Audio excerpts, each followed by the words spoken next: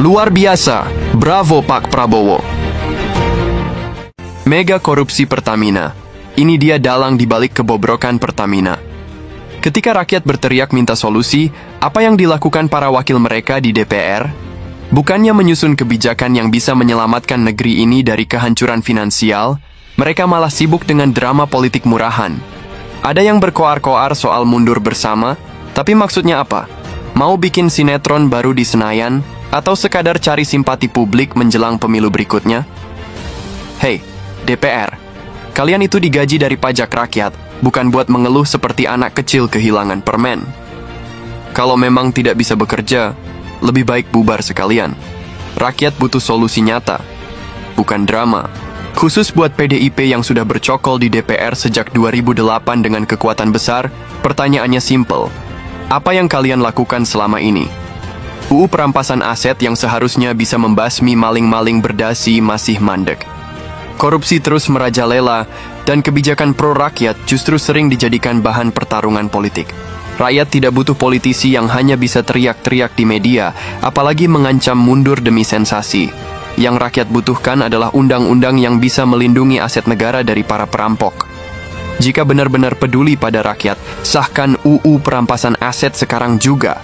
Jangan hanya sibuk pencitraan, tapi aslinya takut kepentingan oligarki terganggu. Dan satu lagi, jangan pernah ajak rakyat buat ikut mundur. Rakyat tidak akan mundur. Yang harus mundur itu kalian, yang jelas-jelas gagal bekerja untuk kepentingan bangsa. Sekarang, kita lihat apakah mereka benar-benar berani membersihkan sistem ini atau hanya sekadar membuat drama demi pemilu 2029. Kalau DPR memang tidak bisa bekerja, lebih baik dibubarkan saja. Rakyat bukan orang bodoh yang bisa terus-menerus dibohongi dengan sandiwara murahan. Mega korupsi 1.000 triliun rupiah. Bagaimana bisa? Ini bukan skandal biasa. Ini mega korupsi. Uang rakyat yang raib mencapai 68,5 triliun rupiah. Jika ditotal sejak 2018, angkanya bisa menembus 1.000 triliun. Dari mana angka itu? Tahun 2023 saja, kerugian negara akibat impor minyak ilegal mencapai 193,7 triliun. Minyak mentah dalam negeri yang seharusnya digunakan untuk konsumsi nasional malah diekspor. Total kerugian 35 triliun dari pembelian minyak lewat broker yang di markup. APBN jebol. 147 triliun lenyap untuk subsidi dan kompensasi BBM akibat permainan mafia energi. Minyak oplosan masuk ke pasar. Pertamax yang kita beli ternyata hasil campuran Pertalite dan bahan bakar murahan. Ini bukan sekadar pencurian uang negara, tapi juga pengkhianatan kepercayaan rakyat. Siapa dedengkot dan dalang yang harus bertanggung jawab? Saat ini, ada 9 tersangka yang sudah ditetapkan, mulai dari Direktur Utama Pertamina, Direktur Anak Usaha, hingga komisaris swasta yang bermain mata dengan pejabat. Tapi tunggu dulu, siapa yang benar-benar harus bertanggung jawab? Secara hukum, Megawati dan petinggi PDIP memang belum terseret, tapi politik itu ada polanya.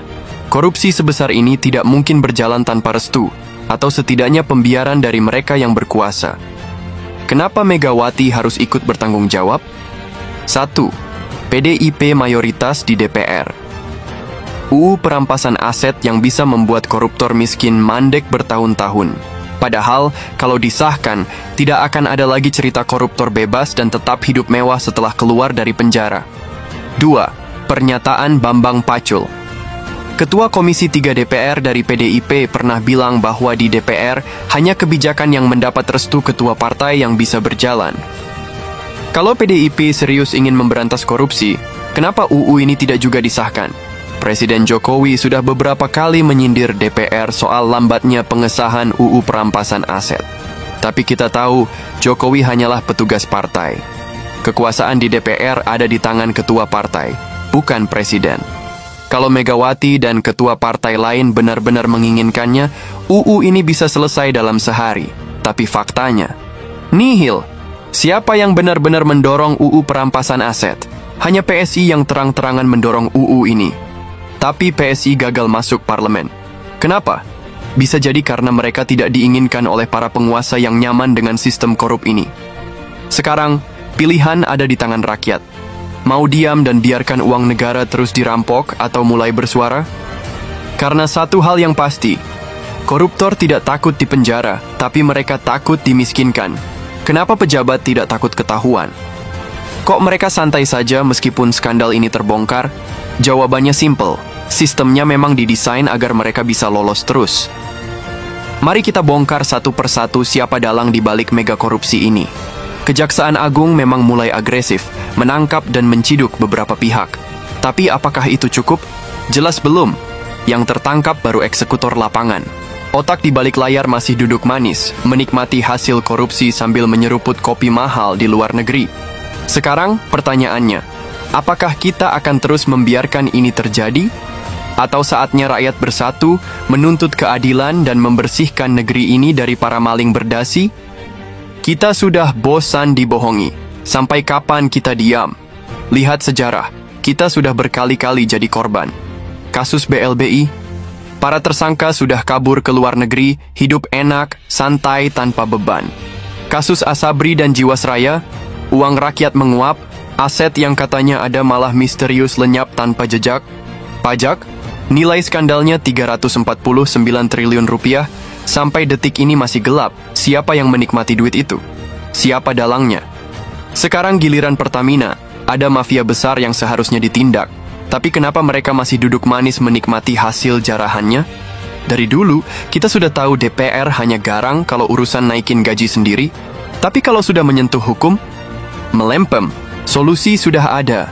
Tapi siapa yang menghambat? RUU perampasan aset adalah jawabannya. Undang-undang ini akan membuat koruptor tak bisa tidur nyenyak. Begitu disahkan, semua harta hasil korupsi bisa langsung disita negara. Tak peduli pelakunya masih di penjara atau sudah melenggang bebas. Tapi siapa yang menghalangi? Partai mana yang pura-pura tuli? Siapa yang paling berkuasa di DPR? Udah bisa tebak kan? Lihat bagaimana Prabowo Subianto dan Anies Baswedan yang mendukung RUU ini justru dihantam habis-habisan. Kenapa? Karena mereka mengganggu permainan politikus lama. Kalau RUU ini lolos, koruptor dan keluarganya akan kena batunya. Makanya mereka takut. Mereka tahu harta yang mereka rampok bisa dirampas kembali oleh negara. Tapi DPR tetap diam. Kenapa? Karena banyak kepentingan yang bakal terganggu. Jangan lupa, Pertamina itu BUMN. Siapa yang pegang BUMN sekarang?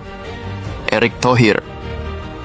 Tapi masalah di Pertamina sudah ada jauh sebelum dia masuk. Jadi siapa yang berkuasa waktu itu? Siapa yang menentukan kebijakan di BUMN saat mega korupsi ini terjadi? Jawabannya jelas, PDIP dan Megawati. Ini bukan berarti Megawati terlibat langsung, tapi semua orang tahu di Indonesia, partai politik menentukan arah pemerintahan. Kalau ketua partai benar-benar peduli, besok juga semua koruptor bisa dibabat habis. Tapi apa yang terjadi? Tak ada langkah konkret. Bahkan Megawati pernah bilang, saya capek, saya bosan ngomongin korupsi. Loh, harusnya marah, bukan capek. Kalau pemimpin saja sudah menyerah, koruptor bisa terus berpesta pora tanpa takut sedikit pun. Kita mau sampai kapan diam? Duit triliunan lenyap, BBM dioplos, harga melambung karena permainan mafia, RUU perampasan aset dibekukan. Kalau kita diam, mereka makin berani. Mereka pikir rakyat ini gampang dibohongi, sebentar lagi juga lupa. Makanya kita harus bergerak sekarang juga. Tagih DPR, desak Megawati, jangan kasih ruang bagi mereka untuk bermain mata lagi. Kalau kita tetap diam, besok lusa ada skandal korupsi baru, dan lagi sampai kita sadar bahwa negara ini sudah habis dirampok. Masih percaya mereka benar-benar peduli pada rakyat? Lihat Prabowo, kenapa dia bisa jadi harapan? Simple, dia bukan bagian dari lingkaran mafia lama. Cek rekam jejaknya. Prabowo tak pernah terseret skandal korupsi besar. Dia tak pernah mempermainkan APBN demi kepentingan pribadi. Coba lihat Kementerian Pertahanan, ratusan triliun untuk alutsista, tapi tak ada kasus korupsi. Ini yang membuat mereka ketakutan. Selama ini, Presiden Indonesia selalu berasal dari lingkaran partai lama atau oligarki yang sama. Tapi Prabowo, dia tak tunduk pada siapapun. Dia bukan boneka. Itulah sebabnya sejak dulu dia terus diserang, dari isu HAM yang tak pernah terbukti, hingga fitnah soal Orde Baru. Mereka tak mau ada orang seperti Prabowo yang pegang kendali penuh. Kalau Prabowo berkuasa penuh, sistem busuk yang mereka bangun bertahun-tahun bakal hancur lebur. Dulu, Indonesia tunduk pada asing. Singapura seenaknya mempermainkan kita lewat ekspor-impor. Amerika mengontrol ekonomi lewat IMF dan World Bank. Cina masuk lewat utang dan proyek infrastruktur. Tapi sekarang Indonesia mulai melawan. Prabowo memperkuat pertahanan, kita beli alutsista canggih, nikel dilarang ekspor mentah, Uni Eropa ngamuk tapi kita tetap berdiri tegak. BBM mulai dibersihkan, mafia migas ketar-ketir. Dulu kita hanya buruh, sekarang kita mulai jadi pemain utama. Dan ini baru awal. Jika Prabowo memegang kendali penuh, era Indonesia sebagai budak asing akan benar-benar berakhir. Tapi ingat, mafia lama tak akan tinggal diam. Oposisi akan terus mencoba mengacaukan pemerintahan. Media akan dipakai untuk menyerang, isu dimainkan untuk memecah belah rakyat, demo mungkin akan digerakkan untuk membuat gaduh. Tugas kita, jangan lengah. Mereka akan menggunakan segala cara untuk menjatuhkan Prabowo. Desak DPR segera sahkan RUU perampasan aset. Jangan biarkan mafia berkeliaran seenaknya. Dukung kebijakan pro-rakyat. Jika BBM lebih murah dan mafia minyak diberangus, ekonomi akan semakin kuat. Jangan mudah terprovokasi. Mereka ingin kita bertengkar sendiri agar mereka bisa kembali berkuasa. Jangan kasih celah. Indonesia tak boleh mundur lagi. Prabowo sudah diberi mandat, kini giliran kita untuk mengawal pemerintahan ini. Jangan beri ruang bagi politisi busuk yang hanya memikirkan perut sendiri. Jangan biarkan asing kembali mengatur kita. Indonesia sudah di jalur yang benar. Sekarang tinggal pilih. Terus maju atau kembali jadi budak oligarki. Rakyat tak bisa dibodohi lagi.